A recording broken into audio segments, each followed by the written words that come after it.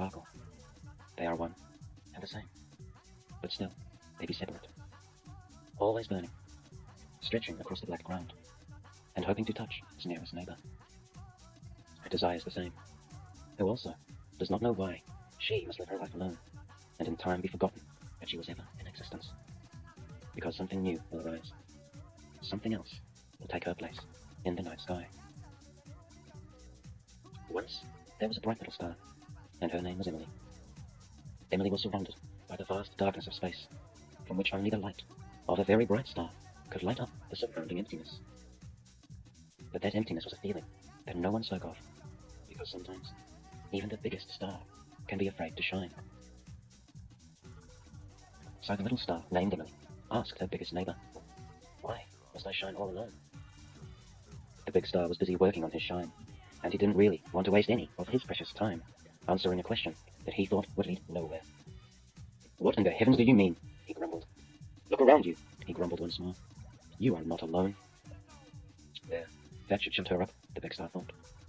But the big star had spoken too quickly, and he had been too eager to disregard Emily's question, that without realizing, he had just asked Emily to explain herself.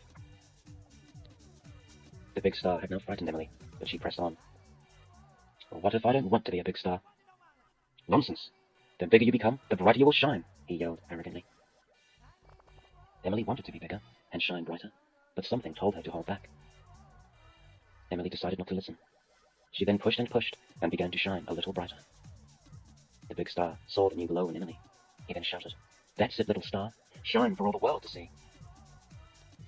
The big star was glad to see the little star shine brighter, though as she began to shine brighter, the big star also began to shine brighter and brighter, because although he liked to see Emily shine, he did not want any other star to shine brighter than he.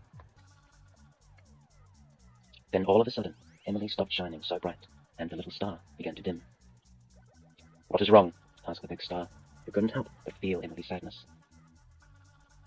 Emily then said in a soft voice, "I'm afraid of the whole world seeing me shine so bright." Emily had been afraid of shining all her life, and it didn't look like that was about to change. She then turned away from the big star and gazed upon the surrounding sky. She felt saddened and thought to herself, there would always be other stars that will shine brighter than she. And Emily noticed that when she began to shine brighter, the big star also began to shine brighter and brighter. Emily then thought she would never, ever shine as bright as he. Emily then began to cry. The big star then lost his patience and had enough. "If you ever want to become a big star, you will stop this crying immediately," he shouted. The more Emily cried, the angrier the big star became. Emily was hurt. She did not understand why the big star was so angry. "Please don't shout," is what Emily wanted to say, but she held back. She remained silent, and instead let her tears speak for themselves. She then swayed around and realized that she had attracted the attention of the surrounding stars. They began to laugh and tease the little star. Emily then wished that she had not said anything at all. She then closed her eyes and imagined that she was elsewhere. She imagined that she was a bright and beautiful star. She imagined that she was not afraid, and she imagined many other things. But Emily was alone in all her imaginings. All she wanted was someone to talk to, someone that she could confide in. But the big star was not the one, much to Emily's sadness. Emily then opened her eyes and she looked around.